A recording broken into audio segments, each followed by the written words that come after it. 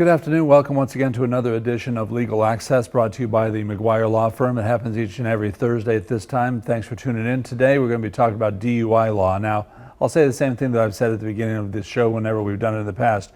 We're not here to tell you how to beat a DUI rap. We're here to give you advice on what's going on if you get pulled over for DUI, both from the prosecution and from the defense side. So if you have any questions about DUIs here today, today's the day to get those questions answered. The phone number is on your screen.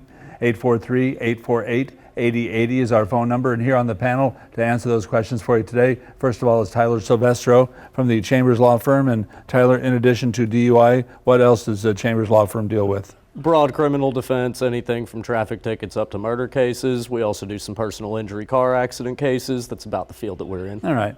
And from the solicitor's office to talk about the prosecution side of DUI, we have Rebecca Benson. Hi, Rebecca. Thanks for coming back today. Hey, Dave. Thank you. And to your left, Rick O'Neill from the O'Neill Law Firm. And Rick, the same as Tyler, in addition to DUI, what does the O'Neill Law Firm deal with? Auto collisions and workers' compensation. So we're well equipped to answer any question that you might have today as far as DUI is concerned. Again, don't be shy. Give us a call here today. The phone number is on your screen, 848-8080. Call here today as far as DUI law is concerned. And Tyler and Rick, I'll ask you the same question that I pretty much asked to start off the DUI segment every time we do it. When you run into somebody at a cocktail party or a restaurant and they find out that you're a lawyer that handles DUI cases, and they ask you, if I get pulled over, should I blow the breathalyzer or not? What's the advice do you give them? Oh, every case is different and situation's different, but to give somebody the general advice, if you've been drinking, you're not going to want to blow. Reason for that is it just gives the state and somebody like Rebecca here exactly the evidence that they need to show that you were drinking. That's one of the things they have to prove. So don't give it up. And is it a roll of the dice, even if you have literally had only one beer, and you're not going to be over the limit? Well, it's interesting because you can drink and drive. You can't drink too much and drive. The question is how much is too much, and it's almost impossible to tell in the situation, especially for yourself, if you have had a couple of drinks.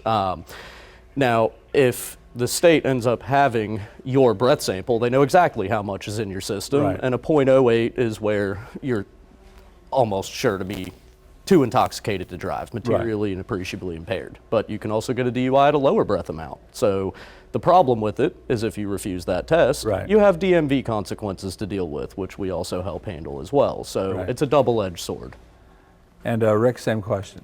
I think nowadays it's an individual's own decision. If you've had a couple drinks at dinner with a meal, you may want to consider taking it because there are consequences for refusing a breath test in South Carolina that have recently been made more severe. And Rebecca, from your side, for the prosecution side, how important is it to your case to have that piece of evidence as far as the breathalyzer is concerned? Personally, of course, I always think it's great if someone were to provide a breath sample. But I think probably the biggest thing I see a lot of the time is I'll have individuals who come to me that aren't represented by an attorney, or you'll even see this on the body cam, they'll say, I didn't think I was that bad. And so I think it just kind of is an eye-opener once you see somebody provide that breath sample and they see that they were over the limit. It really doesn't take very much. And correct me if I'm wrong, in the state of South Carolina, you don't take the breathalyzer on scene. You have to go back to the police department for a breathalyzer test at that point. So why doesn't South Carolina, like other states, have an on-site breathalyzer test? Right. So in South Carolina, we do not have roadside breathalyzers like a lot of states do. North Carolina, just over the border, does have them, and so that does provide some confusion when you've got someone that isn't quite from our area and they get pulled over. They don't understand why they have to be taken to the detention center. But in South Carolina, those tests are not considered admissible. They have to be taken at the detention center. And those roadside tests generally in other states, the nickname is PBT, portable breath tester. They're used more as a screening device. Even in these other states, that's just another factor for the decision making of the roadside officer. Generally in other states, you're still taken back to some type of facility and given offered a breath test or other type of blood alcohol test. I think an interesting thing to add too is that you are already under arrest for a DUI by the time that you're at the station to give a breath sample. So even if you blow a 0-0, you're still being charged with a DUI, and that's just something to keep in mind. So Rick, as a former law enforcement officer, when you've pulled people over in the past, the distant past for, not that you're that old, but in the distant past for DUI, driving under the influence, or DWI, whatever state you're in, did you at that point in time when you pulled him over, was your mind kind of made up that, okay, this guy was weaving all over the place, this guy's going to be DUI, or? Well, you know, a lot of times there is an explanation. Someone worked a double. Someone took a road trip to Myrtle Beach. Someone was messing with their 8-track cassette or radio. Well, you are old, okay. Yeah. So, or they're, you know, taking some type of cold medicine. So, I mean, there are explanations. I think a lot of officers go by the roadside driving, what they're observing as far as driving, which leads them to make a stop in the first place. That's a big factor. I had 8 tracks in the past too, so we're both old, so that's okay. Now, Rebecca, from a prosecution side again, as far as roadside sobriety tests are concerned, and we'll get into those a little bit later, how important is it for that and also the police body cam and the dash cam for your prosecution? There are so many things that our statute requires for us to have a true DUI case. And so the first thing is I need to make sure that there's probable cause on video. Is there the swerving and things that Rick was talking about? Are there field sobriety tests? Is there a breath sample? So there's a lot of components there that we use those to build a DUI case. So every piece of that is very important. It is important for the state too, because part of our statute in South Carolina requires videotaping, and the video to come on no later than the blue lights come on, because they know how important it is to show that driving leading up to that initial traffic stop that eventually leads to a DUI investigation and potentially a charge. Now, as far as the roadside sobriety tests, I know that people have seen all sorts of things where people are being made to juggle and to, you know, say the alphabet backwards, skipping every other letter and stuff like that. Those aren't real. I mean, those aren't real, at least in South Carolina. I mean, I know we have only 3 that are accepted in the state of South Carolina. Yeah, there's 3 that are approved, right? The horizontal gaze nystagmus, the HGN, they're checking your eyes and whether or not there's a twitch at the end, essentially, in common terms. They're checking for your dexterity, your ability to follow directions, your balance, and those are all things that can be affected by either your age. That's why they're only approved for folks that are under, it was 65, I believe it's 70 now, because as you age, of course, you can't walk a straight line or stand on one leg just as well as you can when you're in your early 20s. So there are a lot of factors that get considered, but when they're trying to determine probable cause, those tests do matter. Right. That's how an officer determines at the time whether or not they think you're materially and appreciably impaired, aka too drunk to drive. And Tyler, Rick, how easy is it to prove? I mean, for somebody like me, I've had some medical issues where I can't use my legs quite as good as I used to be able to, or if I'm standing on a gravelly road or there's traffic that's buzzing by within 3 inches of my body, you know, how easy is it to say, well, he couldn't stand and turn because he can't physically do that? Well, I mean, sometimes, you know, we'll provide the prosecutor with letters from a treating physician. This person has neuropathy, they have inner ear infections, Meniere's disease, things of that nature. You know, and the prosecutors try to be fair, and they'll take stuff like that into consideration on a case that's, you know, not black and white, you know, out there in the gray area. That may be help them in their decision making. Tell you what, we're going to take a break here right now. When we get back, we would love to talk to you. If you have any questions about DUI laws, if you have been pulled over recently or had a family member, or you just want to know in general what's going on as far as the laws are concerned, today's the day to get those questions answered. Call us. The number's on your screen, 843-848-8080. It's Legal Access, brought to you by the McGuire Law Firm.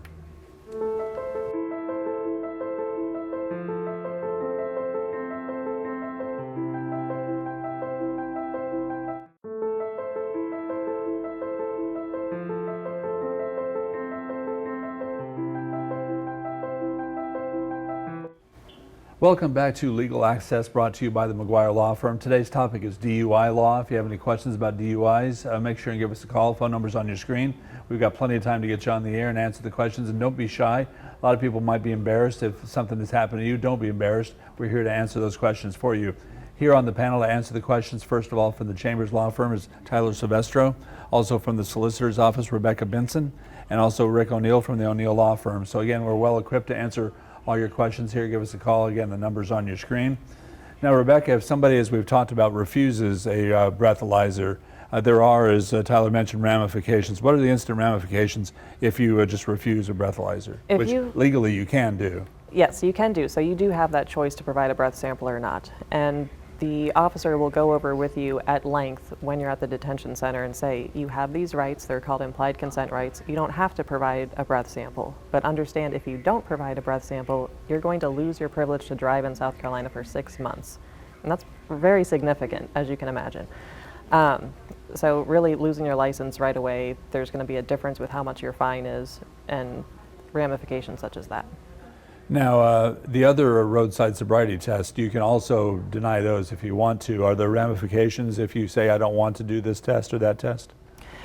There's not. Really, at that point, the officer is just going to take into consideration what they have observed. So they're going to say, well, I saw bad driving, I smell an odor of alcohol, I'm seeing someone that I feel is not safe to be driving. So if they're going to refuse, I have to go off of what I have, which is bad driving and alcohol. They're going to go to jail for a DUI regardless. Probably not good to use a bottle of Jim Beam as an aftershave, I guess. Right, right. All right, now, as far as being convicted of a DUI, now obviously, if that happens, I know that we've just got some laws that have been changed in the state of South Carolina within the past few years, at least, as what the ramifications are. Now, somebody gets convicted of a DUI, they automatically now get a ignition interlock system, is that correct? Right, so they're going to get an ignition interlock device installed in their vehicle. That's something additional that they have to pay for. They rent that device. There is a camera system to make sure that they are, in fact, the person that should be taking and providing that breath sample on the vehicle as well. And that has to be paid for by the person? By the defendant, yes. Yeah, the defendant, yeah. Okay, I did get a call. Apparently a caller did not want to be on the air, but maybe you guys know the answer to this a lot better than I do. That's why you're here. Does South Carolina have a pre-arrest test like North Carolina does? I don't know if you're licensed or know what North Carolina laws are. That's what we mentioned earlier at the beginning of the show. It's a PBT, preliminary breath test. It's used as a screening device in other states. South Carolina has not approved that for use in our state. So the only breath test you're going to get is at a police station. All right. So there's your answer to that question that we had called in. If you'd like to go on the air, please feel free to do so, or you can pass notes to me, whatever way you want it. We're not discriminatory that way. Just get your questions in. The phone number's on your screen. All right. Now, I know that Tyler, you and Rick also deal with some of the lawsuits from accidents. Now, as far as accidents where somebody is found guilty of being in the wrong as far as the accident is concerned, and they're also found to be DUI, that raises the stakes of those lawsuits considerably, right? Yeah, that brings up the issue of punitive damages, and it also brings up the issue, is there another entity that contributed to the collision involving a drunk driver, which is normally going to be a bar or tavern. So what you look at there, a civil case, there's a lesser standard of proof. So just sort of like the O.J. Simpson case where O.J. was found not guilty in criminal court, but then was sued in a wrongful death case, and the jury found against him. The same thing in a DUI collision. It's two different bites at the apple. If for some reason the prosecution doesn't believe they have enough to go forward with a DUI, or they offer a plea bargain, the victim of a DUI driver that's been injured can still go ahead and allege DUI in the civil lawsuit. All right, let's talk about futuristic stuff. Autonomous cars are not the future. They're actually the present. They're here right now. Can somebody, I mean, obviously, if somebody's been drinking and is too drunk to drive, they're over 0.08 or 0. Whatever. If they're over the limit and they get behind the wheel of an autonomous vehicle and they're driving, is that still a DUI? I find that very interesting, and I think that's a question a lot of people are asking these days. I think that's something that's yet to be fully litigated. My understanding, I don't have one of those vehicles myself, but my understanding is that an owner's manual is going to tell you need to be paying attention to the road and be able to take control of that vehicle. So at this point, I think that still would be upheld as a DUI. Even if you're not actively operating the motor vehicle, you're still responsible for its operation, and I believe that would probably be found to be within the definition of driving. driving. Now, if we get to the point where these vehicles don't require you to pay any attention whatsoever, you just pop the address in and off you go, then I think we might have a much different situation. It's also interesting if somebody pops the address in and hops in the back seat, takes a nap. What would happen with that case? I haven't seen that yet, but I can tell you it would be a lot of fun to work on. Because I'm just thinking while you're talking, it's like, okay, if you're over the limit and you get behind the wheel, but it's an autonomous vehicle and it's driving, but for some reason the car is weaving itself without you operating it, and you get pulled over for weaving, and you're like, hey, I didn't touch the wheel. It wasn't me. I wasn't driving. It was the vehicle. I was not operating the vehicle under the influence of anything. And I would think if you have the money for an autonomous vehicle, you've got $40 for an Uber. Yeah, a little bit too late at that point, though. Now, we did talk about being under the influence of alcohol and what the limits are for that. I mean, obviously, you can be arrested. The statute is DUI, driving under the influence. It doesn't say the influence of what. So, I mean, how is it harder, Rebecca, as far as prosecuting somebody who blows a 0.0, but obviously was under the influence of something?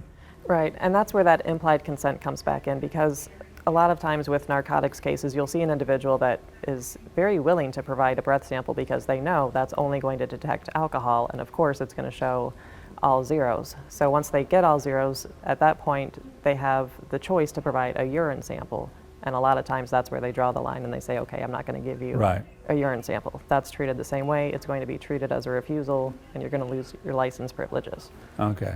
The problem with the urine sample is it detects the presence of this or that type of illegal or prescription drug, but a lot of times you don't get a quantitative result to show how much was in the person's system. And as far as marijuana, that could show a positive screen on a urine test from days or weeks. Right. So that's the problem. The urine test provides less evidence, where a blood test can provide a lot more evidence for a prosecutor. I think it's also important to note, because I get calls about this all the time, and many people don't realize that even just taking your own prescription medication that you are lawfully prescribed can still result in a DUI. If you look at that bottle and it says don't operate heavy machinery, especially Xanax we see a lot of times that is frequently prescribed, that can lead to a DUI as well. So just be careful. Just because you didn't drink and you didn't do any illegal drugs doesn't mean that you couldn't end up in a situation being charged with a DUI. Before we run to a break real quick, let's go to the phone. We have John from Myrtle Beach on the line with us. Hi, John. Thanks for hanging on. What's your question for us today? I just want to know if it's like a law or anything against a policeman sitting in a parking lot across from a bar, close to a bar, and watching somebody come out that may not be drunk or may just walk normal and get in their car and take off, and they pull them over just because they came out of a bar, not because they have a headlight out or tail light out, nothing like that. But is that legal? I don't really think it should be. I mean, that's a lot of people think that that's entrapment. Generally, though, it's a jury is not going to like that, but pretext stops are allowed by the U.S. Supreme Court, so they can make a stop, and the community usually doesn't like that type of conduct by the police, but it does happen, especially in smaller towns, I think. Yeah. It's also important to note they still have to have evidence of a traffic violation occurring. You can't just by all means follow the law and putting on your signal, turning out in a lawful manner, and then getting pulled over. There still has to be a violation, but as Rick said, them wanting to pull you because you're pulling out of the bar and waiting for that traffic violation is unfortunately lawful for them to do. Yeah, entrapment is when the police are, through themselves or other people, are trying to lure someone that normally wouldn't commit a crime into committing a crime to trap them. But I mean, that really isn't really applicable when someone voluntarily on their own decision goes into a bar and is drinking and socializing and then leaves and drives. That sounds like the old joke, though. A guy comes stumbling out of a bar, gets into his car and drives off, and is pulled over immediately by a cop that was waiting for him, and he gives him a breathalyzer. He blows a 0.0. He goes, "Hey, you're not drunk." "No, I'm not drunk. I'm the decoy." So anyway, so I'm sure I murdered that joke. I'm really bad at jokes. But anyway, let's go ahead and take a break here real quick. And John, thanks for your call. I appreciate that. If you have a call, we've got about 10 minutes left to get you on the air. The phone number's on your screen. Give us a call. We'll get you on here as we're talking about DUI here today on Legal Access, brought to you by the McGuire Law Firm.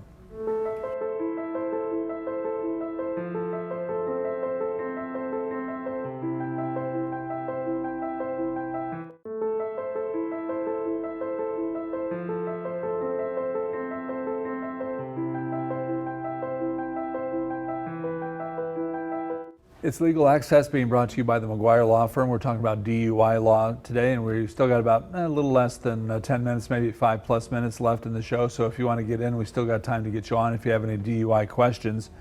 Now, we talked about the DUI statute a minute ago. There have been some people, Rebecca, from the prosecution side that have said that it's there's so many loopholes that were written into the DUI statute, since the DUI statute's like 18 pages long and the homicide statute like a paragraph, that there's so many loopholes that were written into the law because so many of the lawmakers in Columbia are lawyers. Do you have any trouble with how the statute is written for DUI? So like you said, the homicide statute, it's about 2 sentences. DUI, you'll be flipping pages and pages. So there's so many requirements, like Tyler had said earlier, and you have to have all of those things on video. It's not good enough just for an officer to say he saw bad driving. You've got to see that bad driving. You've got to see field sobriety tests, all of those things. So it does make it much more difficult, and there are a lot of loopholes that go along with it. But to be fair, I think because there are not only criminal implications, but as well as administrative through the DMV, if you're going to charge someone with a DUI, you should have a good solid case against them. Right. And there's a lot of officers out there that every DUI they have, they've checked all the boxes. And most of the officers make very good DUI arrests, and I think it's more just whether it's training or supervision that could improve the cases. I don't really buy into that there's a lot of loopholes in the system. I'd argue there are more protections that we really want in the system. It might make Rebecca's job a little bit harder sometimes, but I don't think there's just all kinds of loopholes to be able to string somebody along that's of course guilty and obviously guilty, and just gives us all kinds of technicalities to work with. I don't think it's the case. Now, as John, our last caller, was asking about the legality of somebody like stalking a parking lot of a bar or something like that, as far as police is concerned, has the legality of checkpoints been argued at all in the state of South Carolina? Because a lot of people think, hey, you're stopping me without reason. I know, what do people say, or what's the legality of that? So checkpoints have to be done in a constitutional manner. When it comes to checkpoints, there's all kinds of data that actually needs to be turned over. They need to make sure that they're not conducting that in a manner that might be subjective. For example, they either need to pull every car, every third car, what have you. They can't just say, you know what, I'm going to take you and pull you off to the side. You just look like the kind of person I want to investigate further. They also have to publicize it prior to conducting the traffic stop and setting that up, or the roadblock, I should say. So there are a lot of constitutional issues with setting up those checkpoints. We've only got a couple minutes left. We do have Amanda from Myrtle Beach on the line with us. Amanda, only a couple minutes left. Quickly, what's your question? Hi, my husband was injured in a golf cart accident. He was hit by a golf cart. They were apparently drinking because there was a bottle of Wild Turkey on the scene and broken beer bottles. But the police officer breathalyzed my husband, but not them, not the people that hit him. He was clean. I opened up a bottle of Jarritos, like the soda, for him to drink, but the police officer put in the statement that he saw him drink out of the bottle. Well, regardless of whether you think there was an error made in the investigation, I think you need to go talk to a personal injury lawyer. The officer's opinion generally is not the black and white decision making. It's up to a jury whether there's a case and whether the other driver was DUI or not, or whether your husband had been drinking or was under the influence or not. So it's not the end of the world. I'd go talk to a lawyer. There's still hope. Yeah, personal injury attorneys, we give you free consultation, so find one and give them a call and find out what you can do as far as this is concerned. Amanda, thanks for calling in today. Appreciate that. We got to run to a break here. Actually, the show is over right now. So thanks for your calls and thanks for watching here today. I want to thank our panel. We got Tyler Silvestro, also Rebecca Pinson, And Rick O'Neill, thanks guys for being here with us today. Thanks for your phone calls. Next week when we get together, we're going to talk about premises liability. If you've been hurt on somebody else's property, that's what it's all about next Thursday here on Legal Access. You may wish to consult a lawyer to obtain case-specific legal advice. Information regarding lawyers can be located online or by contacting the South Carolina Bar Lawyer Referral Service, toll-free at 1-800-868-2284. If you are currently represented by an attorney, you should direct all legal questions to your attorney. The nature of any legal issue may depend on a multitude of factors. Therefore, the information provided in this program is purposefully broad and does not constitute legal advice. Please contact and retain an attorney in order to obtain case-specific legal advice.